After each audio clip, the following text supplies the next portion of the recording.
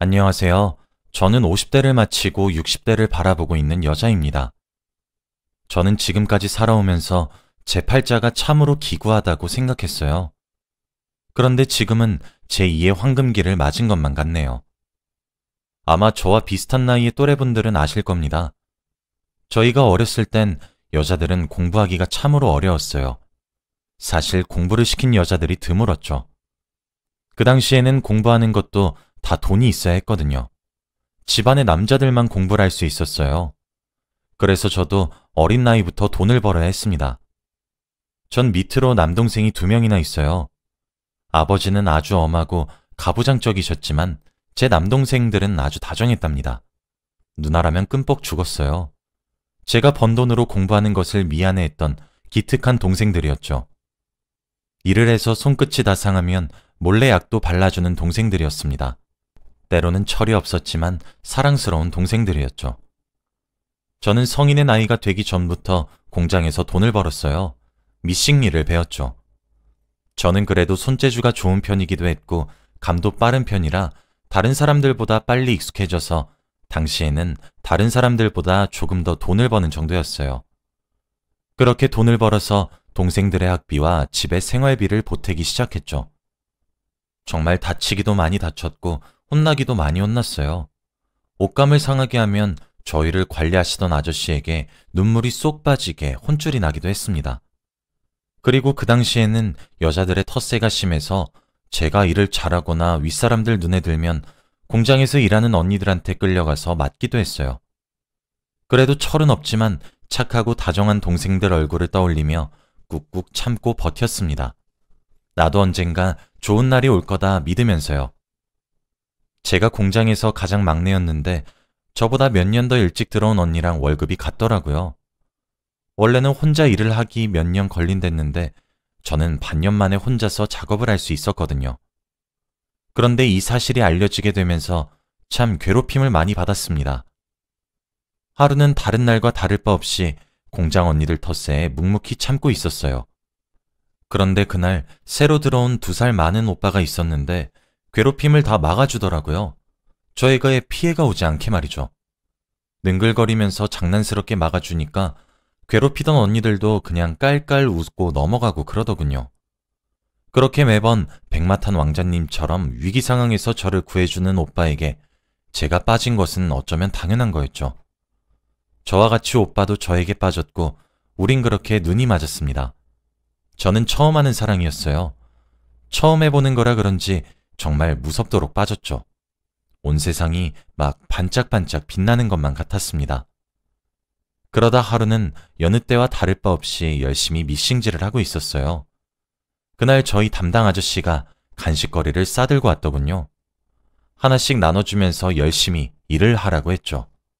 그런데 한 입 먹으려고 하는데 욱 하고 속이 막 울렁거리더라고요. 불안했어요.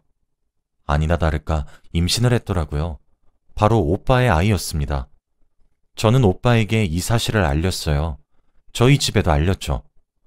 엄하셨던 아버지는 몸을 어떻게 그렇게 함부로 굴리고 다니냐며 매를 드시려고 했지만 동생들이 기를 쓰고 막아주었죠. 당시엔 어린 나이에 결혼해서 가정을 꾸리는 게 당연시되던 사회였기 때문에 결국 저희 부모님도 이왕 이렇게 된 김에 서둘러 결혼하라고 하셨어요. 그렇게 급하게 오빠와 저는 식을 올렸고 부부의 연을 맺었습니다. 하지만 그 당시에 제가 간과했던 사실이 하나 있었어요. 바로 저희 시어머니가 보통 분이 아니란 거였죠. 오빠는 외동아들인데다가 아버지가 일찍 돌아가셔서 홀어머니를 모시고 살았어요. 그때는 시부모님을 모시는 게 당연해서 저도 시댁에 들어가서 살게 되었죠. 그런데 시어머니가 진짜 상상 그 이상이었습니다. 몸이 무거워지자 공장일도 그만두게 되었는데 그러다 보니 하루에 잠을 자는 시간만 빼고 시어머니와 함께했죠. 진짜 괴롭힘도 그렇게 독한 괴롭힘이 없었습니다. 원래 시어머니는 저보다는 나은 조건의 여자를 며느리로 삼고 싶어 하셨는데 애를 임신해서 결혼시킨 것도 마음에 들지 않아 하셨고 저희 집이 가난한 것도 싫어하셨어요. 그러니 제가 얼마나 눈엣 가시였겠습니까? 막달이 되어도 제게 살림살이를 가르친다는 핑계로 온갖 참견을 하셨어요. 임신한 배 모양도 딸을 낳을 게 뻔하다고 매 순간 저를 핍박했죠.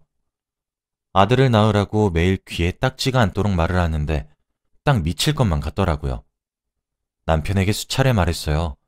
어머님이 괴롭히니 말려달라고 부탁했지만 처음과 달리 시간이 갈수록 남편은 피곤하고 바쁘다며 저를 외면하기 시작했죠. 제가 잘하면 달라지겠지라는 희망만 안고 견뎠습니다. 결국 출산의 날이 다가왔고 전 시어머님의 예상과 달리 아들을 낳았어요. 솔직히 속으로 다행이다 싶었죠. 아들을 낳았으니 대우가 달라지겠다 싶었지만 아니었어요. 남편은 연애 때와는 달리 아이에게 관심도 없더군요. 그래도 아들은 참 순한 아기였어요. 엄마가 힘든 걸 알아주는가 싶었죠. 그때까지만 해도 남편이 피곤하면 피곤한 줄로만 알았고 힘들다고 하면 힘든 줄로만 알았어요. 아기를 봐야 해서 전 돈을 벌어올 수도 없었거든요. 아무리 저와 아이에게 차갑고 무심하게 대해도 견뎠습니다. 근데 제가 눈치가 없었던 거더라고요. 알고 보니 저랑 친하게 지냈던 또 다른 공장 여직원과 눈이 맞아 있었습니다. 처음엔 기우겠거니 했어요. 모른 척 했습니다. 잠시 놔돌다가 가정으로 돌아올 거다 하며 스스로를 세뇌했죠. 근데 그걸 시작으로 제가 묵인한다는 것을 알았는지 대놓고 이 여자 저 여자들을 만나기 시작하더라고요.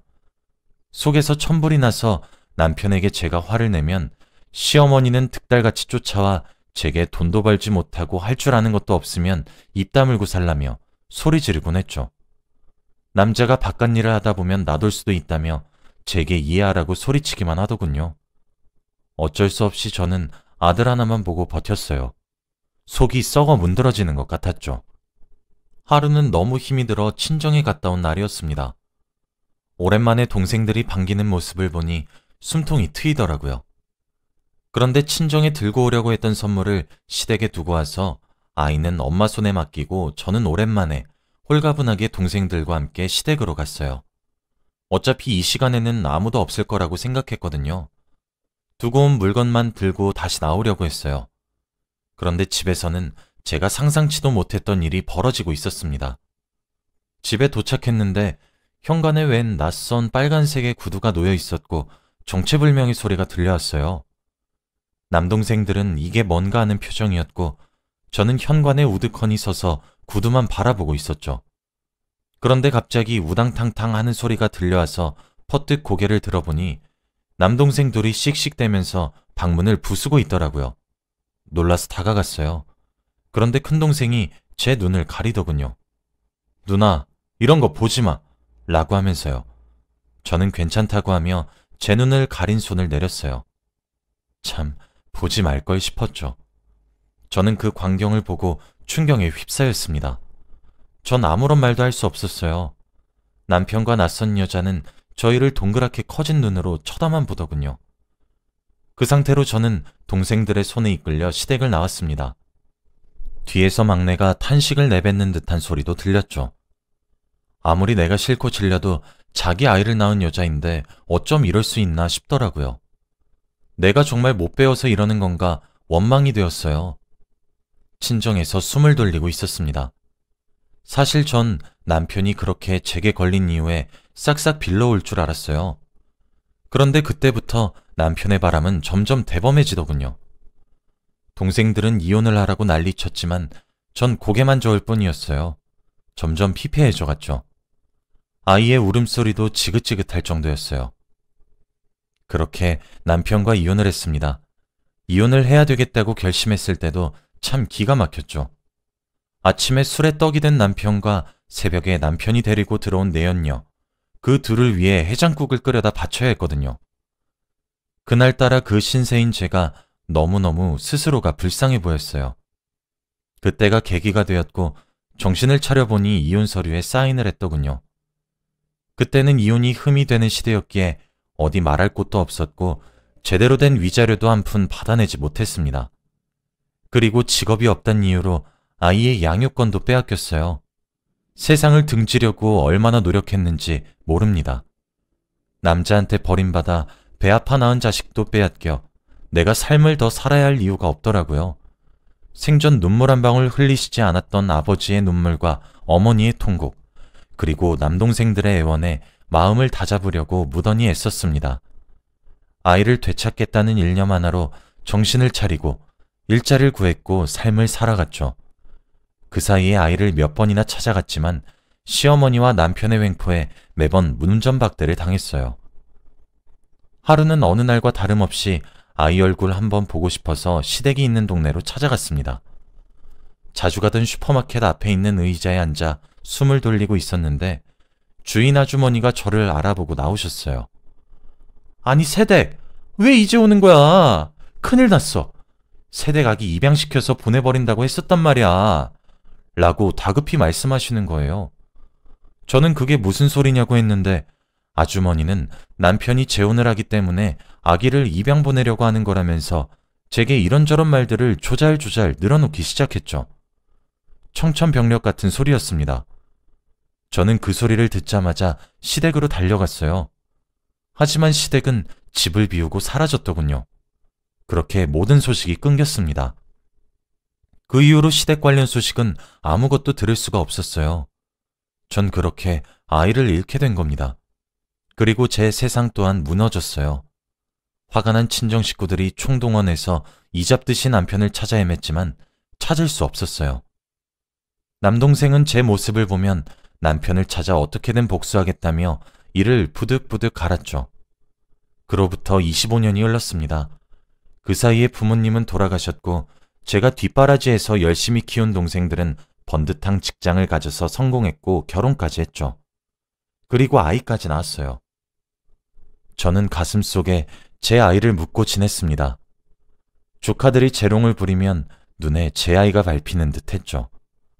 동생들이 데려온 여자들도 하나같이 착하더군요. 제가 동생들의 어머니 역할까지 해줬다며 동생들 부부끼리 돈을 모아 제 명의로 가게를 하나 차려주었거든요.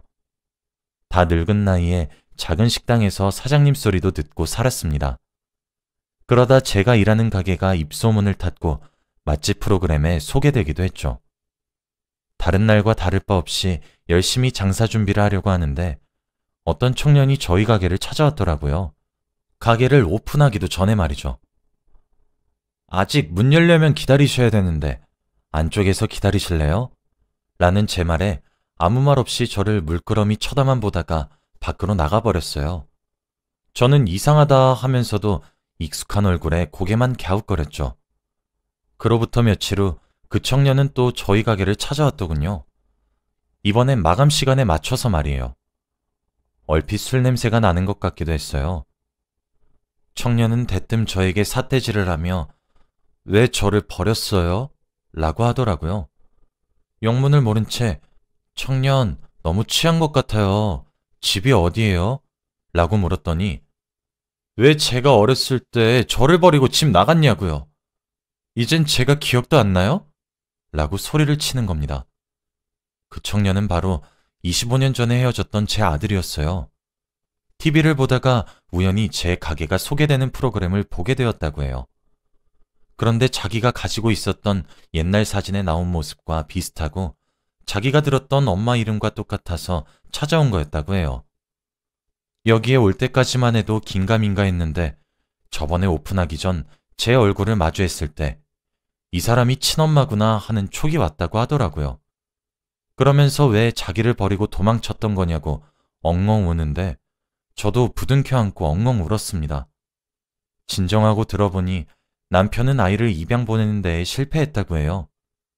제 아들은 눈칫밥을 먹으면서 자랐고 엄마를 찾는 아들에게는 남자에 미쳐서 널 버리고 집을 나갔다고 속였더군요. 어쩜 아빠라는 사람이 그렇게 악마 같을 수 있는지. 아들은 성인이 되고 나서 집을 나와 독립해서 살고 있었습니다. 커가면서 새엄마에게 구박이랑 구박은 다 받고 자랐고 아이 아빠도 사랑 한 톨 주지 않았더군요. 25년 만에 재회한 아들은 너무 낯설었지만 자세히 보면 어렸을 때 얼굴이 많이 남아 있었어요. 저와 아들은 극적인 재회를 하게 되었고 제 집으로 아들이 들어오게 되었습니다. 제가 그동안 얼마나 찾아 헤매고 다녔는지 아이 아빠와 제 사이에 일어났었던 가정 파탄의 이유가 무엇인지 아들에게 낱낱이 설명해 주었죠. 아이는 제가 버리지 않았던 사실을 알고는 이제 다 괜찮다며 절 꼭 안으며 눈물을 흘리더군요. 아기였을 시절에도 눈물이 많았는데 커서도 똑같구나 싶었습니다. 매일 아침 아들 아침상을 차렸고 아들이 무슨 음식을 좋아하고 무슨 음식을 싫어하는지 등등 아들에 관해 공부하기 시작했어요. 정말 재밌었어요. 행복의 연속이었죠. 그렇게 몇 년을 같이 살았어요. 아들이 하루는 제게 아가씨 한 명을 소개시켜주며 결혼할 사람이라고 하는 겁니다. 제 품속에 돌아온 지 몇 년 되지 않아 마음 같아선 결혼을 반대하고 싶었어요. 좀 더 끼고 살고 싶었거든요. 하지만 이제 행복이 뭔지 알 것 같단 아들의 말에 결혼을 허락했죠. 아들의 상견례를 위해 저는 전 남편을 만나야만 했습니다. 아들은 자기 결혼 때문에 제게 몹쓸 짓을 하는 것 같다며 정말 미안해했죠. 상견례를 하기 하루 전날 전 남편을 먼저 만났어요. 아들 결혼에 대한 이야기로 미리 입을 맞춰야 했기 때문이죠. 너무 오랜 세월이 흘러서 그런지 미움도 희석되었나 보더군요. 서로 늙어서 주름이 생긴 얼굴을 보고 있자니 원망하는 마음도 안 들었습니다. 오랜만이란 말을 제외하곤 아들의 결혼 이야기뿐이었어요. 시간이 흘러 아들의 결혼식 당일 혼주석에 앉아 있으니 정말 감회가 새롭더군요. 오만 생각이 다 들더라고요. 그 후 아들과 며느리는 저를 모시고 살고 싶다며 셋이서 함께 살고 있어요. 아들의 고집으로 봐서 처음엔 저도 괜찮다고 거절을 했는데 며느리가 만만치 않더라고요. 전 남편은 종종 아들 안부에 관해 제게 전화가 와요. 아들은 모든 진실을 알고 난 뒤에 아이 아빠와 거의 연을 끊듯이 지내는 것 같습니다. 전 남편의 엿보니까 저는 아들 뜻을 존중하고 있어서 알려주고 있지 않고 있어요. 지금은 우리 며느리가 쌍둥이 손녀들을 낳아서 함께 아이를 봐주면서 제2의 인생을 즐기고 있어요. 눈에 넣어도 아프지 않습니다. 어째 손녀들이 우리 아들 어릴 적 모습이랑 어쩜 그리도 판박인지 옛날 생각이 참 많이 나네요. 저는 남편에게 버림을 받았고 아이를 뺏겼고 힘들게 돈을 벌어야 되는 가정이 되었고 책임져야 할 동생도 둘이나 있었어요. 지금 생각해보면 제 나이도 참 많이 어렸습니다. 그래서 전 제 팔자가 기구하다고 생각했어요. 이렇게 불행할 수 있나 얼마나 우울함에 빠졌는지도 몰라요. 그런데 지금 이렇게 행복해질 수 있다는 걸 전혀 예상하지 못했습니다. 동생들이 가게를 차려주지 않았다면, 제가 프로그램에 소개되지 않았다면 우리 아들을 아직도 만나지 못하고 있었겠죠? 천류는 끊을래야 끊을 수 없단 말이 이럴 때 쓰나 봅니다. 하늘이 이어준 부모와 자식의 인연을 이렇게 증명하게 되니 참 생각이 많이 드네요. 오늘은 손녀들의 생일이에요. 며느리 먹일 소고기를 사서 집으로 돌아왔는데 곤히 잠자고 있는 손녀들을 보니 문득 제가 살아온 세월이 주마등처럼 지나가는 듯해 이렇게 사연을 적어 보내봤습니다. 긴 글 읽어주셔서 감사합니다.